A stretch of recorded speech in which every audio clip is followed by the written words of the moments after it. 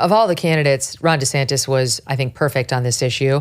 Vivek Ramaswamy, I'd also say he was perfect. I did see you agree with that, but you called Vivek out on one thing in a nice way. And I think it's something I'm still struggling to understand too. So I'm going to play this soundbite. You can explain where his language was off in your view and educate us all on how we should be talking about the word gender. Here's Vivek and SOT 22.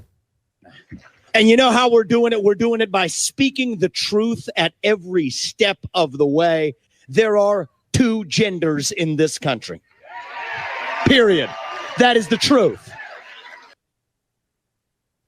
For the listening audience, that was Vivek the other night when he was endorsing Trump in New Hampshire. So explain your thoughts on the use of that word. Yeah, so if this were 5 years ago, I'd say that language is fine. And I get what he's saying, and of course he's right. But the word we should be using is the word sex, because this word gender has been really co-opted by the left, and they use it to mean something else. Essentially, for them, your gender is a feeling inside, and it means your gender identity. Well, there's no such thing as a gender identity. We don't have gendered souls inside. I have this expression that there are two sexes, there are zero genders, and there are infinite personalities, because that sums us all up. And we all knew this for the longest time, of course. And for a long time, we used gender as a polite synonym for sex. But the word has come to mean too many different things, and we need to take back this language, and we should just talk about there being two sexes, because for the left, your gender is just a feeling. It's total nonsense. It's confusing children. So we should just get back to the very basics of this. So do you take that as far as to, what do you do about using the term gender when you're saying gender ideology or the gender madness? Do you still use it there, or should it never be used if we're saying it's not a thing at all?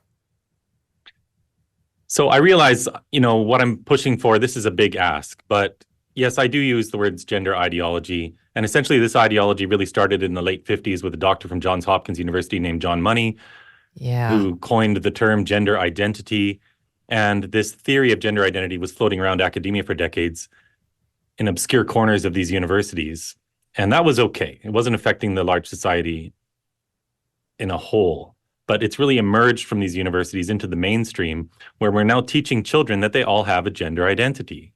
And you've got 3 kids. Of course, you understand if you teach something to children and you're some authority figure, you're a teacher, they're going to believe that. And if you tell children they have a gender identity, what's the next thing that goes through their mind? It's, well, what is my gender identity? And how do you determine what it is? Right. And how do you determine what that is?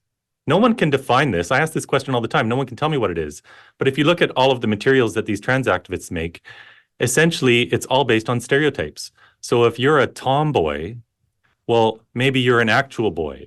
Or if you're an effeminate little boy, does this mean he's a girl? He's somewhere on the spectrum between being a boy and a girl?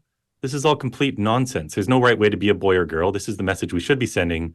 And so I just want to get rid of the word altogether, because we have two sexes. It's the way it's always been. It's the way it's always going to be. And for now, especially, this word gender is just confusing a generation of kids.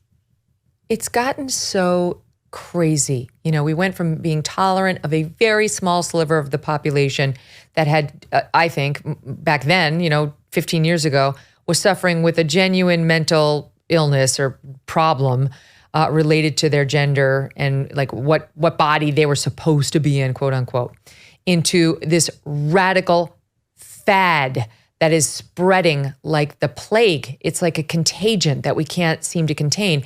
And to the contrary, we're fostering it. We're fanning it. It's like we want everyone to catch it.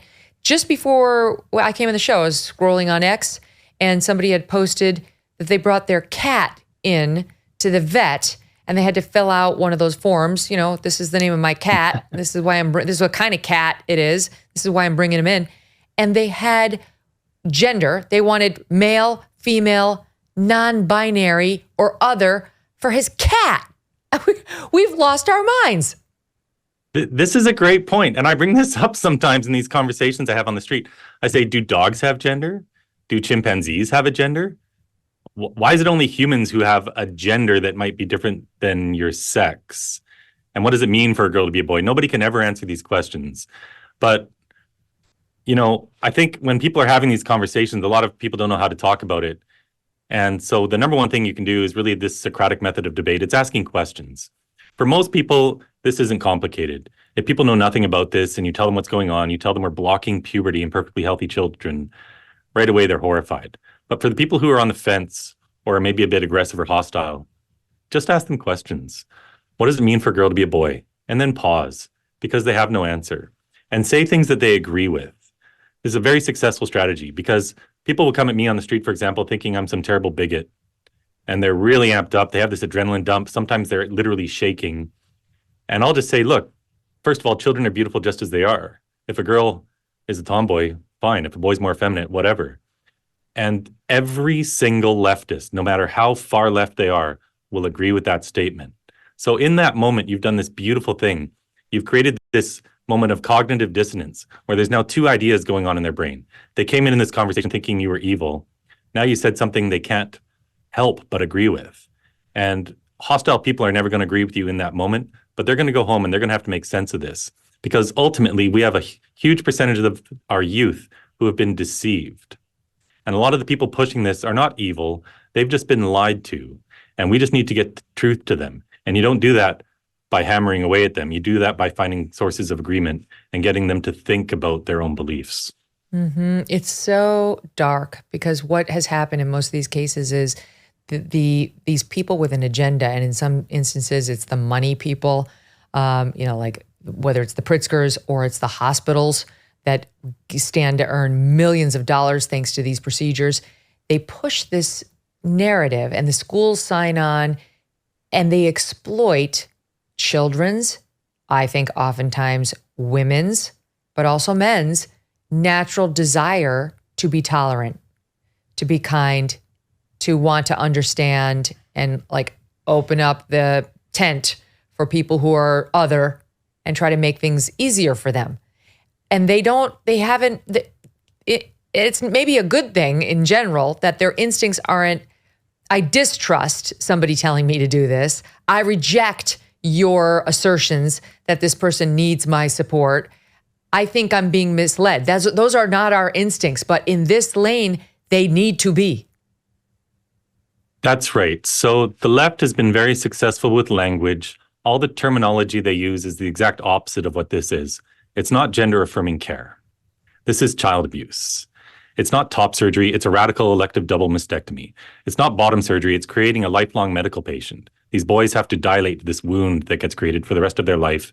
And these children are now reliant on some exogenous source of hormones for the rest of their life. They're cutting out the wombs of teenage girls and sending them into menopause. None of this is kind. And I say all the time, whether you believe in God or evolution, this ideology makes no sense, because if you believe in God, this ideology teaches that we are made wrong by our creator. And if you believe in evolution, this ideology is teaching that somehow 1 billion years of the process of natural selection has failed. And we now need a pharmaceutical company to help our children be their true selves.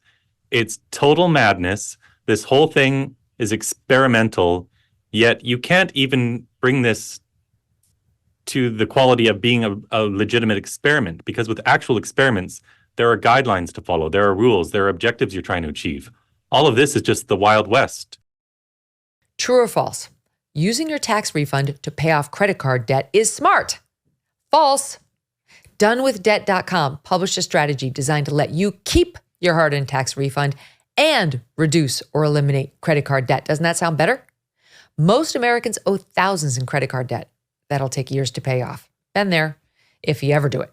Done with Debt found that filing bankruptcy is usually not the answer, and taking out loans to pay off those credit cards usually increases debt. When you engage Done with Debt, their legal experts and skilled negotiators take on the credit card companies for you. Their winning strategies are designed with one goal: solve your debt situation quickly and permanently. First things first, though, chat with a Done with Debt strategist and explore your solutions. Some debt fighting strategies are time sensitive, so you're going to need to move quickly on this one. For a free consultation, visit donewithdebt.com. That's donewithdebt.com. Hey, thanks so much for watching. If you like what you just saw, hit the subscribe button for more clips and full episodes.